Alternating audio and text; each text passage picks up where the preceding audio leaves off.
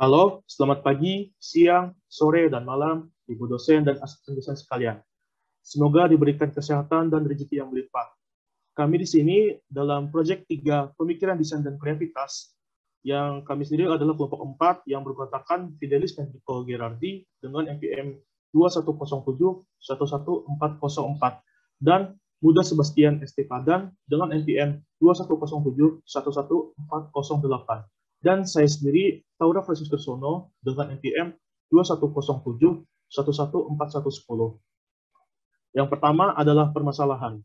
Berawal dari keresahan para warga rumah tangga yang tempat sampahnya menumpuk, dikarenakan hal itu membuat area lingkungannya menjadi bau dikarenakan sampah yang mengganggu.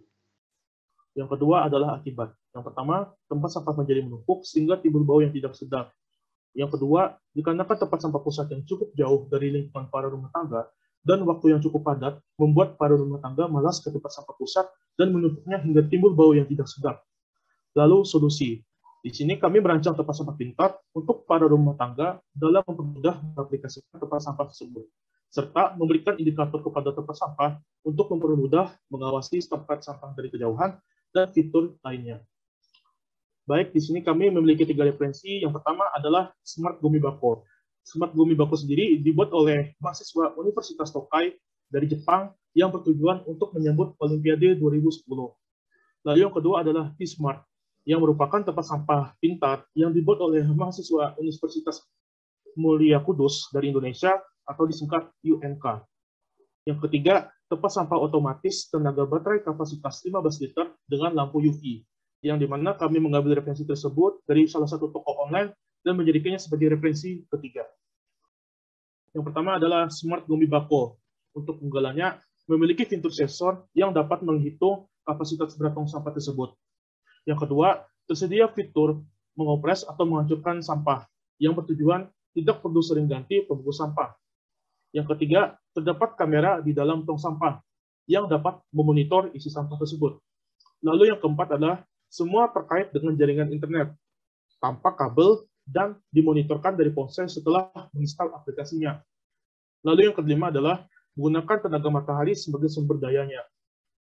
Lalu untuk kekurangan Smart Gumi Bako, yang pertama, sulit diproduksi secara massal dikarenakan terdapat kamera di dalam tong sampah, sehingga sulit untuk memonitoring secara satu-satu. Lalu yang kedua, tidak cocok sebagai tempat sampah rumahan, dikarenakan ukuran yang sangat besar dan lebih cocok untuk ditempatkan di tempat umum. Nah, lalu untuk kondisi yang dapat dikembangkan oleh Smart Gumi Bako, yang pertama, menyediakan fitur Wi-Fi di tempat sampah. Lalu yang kedua, menyediakan sensor pembuka otomatis yang berfungsi untuk membuka tong sampah tanpa menyentuhnya. Baik, untuk T-Smart, saya serahkan kepada Saudara Bastian. Dipersilakan. Baik, selanjutnya ada T-Smart. Keunggulan yang pertama memiliki fitur sensor untuk membuka atau menutup sampah secara otomatis. Yang kedua, dapat mengirim notifikasi saat sampah penuh kepada petugas kebersihan untuk mengambil sampah. Yang ketiga, dapat terhubung dengan handphone melalui internet. Dan yang terakhir, terdapat fitur suara ketika memasukkan sampah dan pada saat sampah penuh. Kekurangannya, yang pertama, tidak cocok ditaruh di tempat yang umum. Kedua, tempat sampah tidak terproteksi dengan waterproof, sehingga ketika ditaruh di luar ruangan, tempat sampah akan cepat rusak. Selanjutnya, potensi yang dapat dikembangkan. Yang pertama, menambahkan kapasitas di tempat sampah sehingga dapat menampung sampah lebih banyak. Yang kedua, meningkatkan kualitas bagian luar dengan tujuan mengamankan alat elektronik yang berada di tong sampah ketika terjadi hujan. Next. Yang terakhir adalah tempat sampah otomatis tenaga baterai kapasitas 15 liter dengan lampu UV. Yang pertama, keunggulannya memiliki sensor untuk membuka atau menutup sampah secara otomatis apabila jaraknya 20 cm dari tempat sampah. Yang kedua, terdapat sinar UV untuk menghilangkan kontaminasi silang dari kuman. Yang ketiga, menggunakan tenaga baterai sebagai sumber daya tempat sampah pintar. Dan yang terakhir, memiliki fitur power on dan off. Kekurangannya yang pertama, kekurangnya kapasitas baterai. Yang kedua, tidak memiliki fitur manual atau membuka menggunakan kaki. Dan yang ketiga, tidak cocok ditaruh di tempat umum, terutama saat terkena hujan. Potensi yang dapat dikembangkan, yang pertama, menambah kapasitas di tempat sampah, sehingga dapat menampung sampah lebih banyak. Yang kelima, dan yang kedua, menambahkan fitur internet, sehingga mempermudah pengguna untuk mengecek isi sampah secara online. Dan yang terakhir, menambahkan sensor untuk memberi notifikasi apabila sampah terisi penuh. Next, ide aplikasi yang kami buat. Yang pertama, mempermudah customer untuk mengakses, mengontrol, dan mengawasi Tesla atau tempat sampah pintar meskipun dari jauh. Kedua, memberikan notifikasi kepada handphone apabila tempat sampah telah penuh. Yang ketiga, menyediakan fitur sweeper atau robot pembersih debu. Dan yang keempat, menyediakan fitur kurir. Next. Data pendukung aplikasi. Kami bekerja sama dengan petugas kebersihan yang ada di setiap daerah untuk menyediakan jasa kurir sampah. Lalu kami bekerja sama dengan beberapa sponsor untuk mengoptimalkan aplikasi yang telah kami buat. Yang terakhir, kami mengambil referensi dari berbagai website untuk memaksimalkan aplikasi yang kami buat. Dalam bagian flowchart, saat membuka aplikasi Tesla, kita diharuskan untuk login terlebih dahulu menggunakan ID dan password yang sudah ada di tempat sampah. Setelah login, kita akan dialihkan ke menu yang memiliki 4 fitur, yaitu fitur sampahmu, pengaturan, dan sweeper. Jika kita membuka fitur sampahmu, kita akan melihat ada opsi power on dan off, dan info dari kapasitas sampah dan daya baterai sampah. Dalam pengaturan, terdapat 2 opsi. Yang pertama ada notifikasi untuk mengubah volume atau nada dering, dan mematikan atau menyalakan notifikasi. Dalam opsi yang kedua, dalam akun, kita bisa mengganti nama atau foto profil dari kita. Untuk kurir, kita bisa mencari kurir. Setelah mendapatkan kurir, kita akan diberikan kontak dari kurir tersebut. Lalu ada sweeper. Sama seperti fitur sampahmu, sweeper memiliki opsi power on dan off, dan info dari kapasitas sweeper dan daya baterai dari sweeper. Sekian dari saya, selanjutnya saya persilakan Saudari Riko untuk melanjutkan. Baik, saya akan melanjutkan apa yang sudah dijelaskan oleh Saudara Sebastian tadi. Mockup. Baik, di mockup ini bisa dilihat dari presentasi yang tertera. Ada gambar Tesla. Ini adalah logo aplikasi kami yang dimana ketika memasuki aplikasi akan terdapat logo tersebut. Kemudian langsung diarahkan untuk login yang dimana ada ID Tesla dan password.